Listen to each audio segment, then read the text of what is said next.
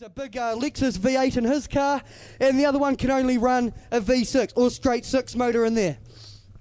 So that's a bit of information about them. They do look like something out of Mad Max, but they definitely cause a lot of damage, hence the reason the bars that are wrapped up all around the car make it look all snuggly.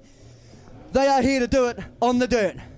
We're going to hand it over to the starter, and looks like they've started, and straight away the 25 car there of Steve Clemens is already blocking that 48 car there of Kevin Booth, the big super stock. He's just shooting out of 1 and 2 right now, and he's going to join these guys as the 25 car there of Steve Clemens just gets turned around by that 48 car of Kevin Booth. Rob Mitchell was right up on his back end there, going around 3 and 4, but the power difference in these two cars you're really going to see coming down that front straight if Kevin Booth can get that power down to the ground.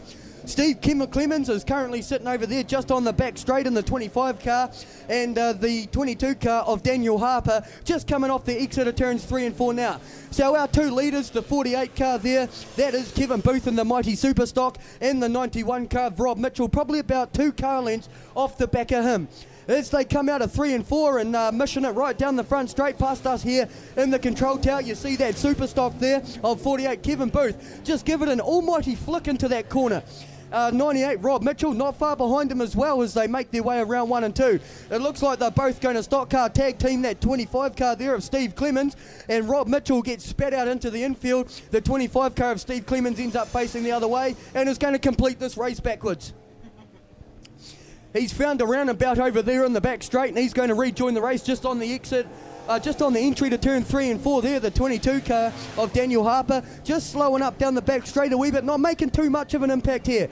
Rob Mitchell, he goes just a wee bit too wide coming into 1 and 2 and hits that wall, actually just seems to be riding that wall right around. The 48 car of Kevin Booth, the big super stock there, he's got a whole back straight length over that 91 car of Rob Mitchell. As they make their way out of 3 and 4, the 48 car of Kevin Booth already into 1 and 2.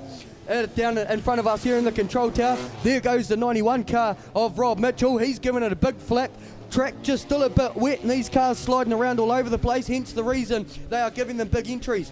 So now as they all start to bunch up over there on the entry to turn 3 there, all of them, 22 Daniel Harper, 25 Steve Clemens, the 48 car of Kevin Booth, and the 91 car of Rob Mitchell. You see that big super stock, bit of contact with the wall there.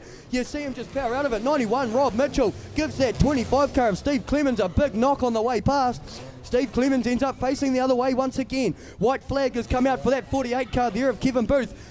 Or it could be the 91 car of Rob Mitchell who's now going to be in the lead, and that's hence the reason he's taken off and put the accelerator up all of a sudden.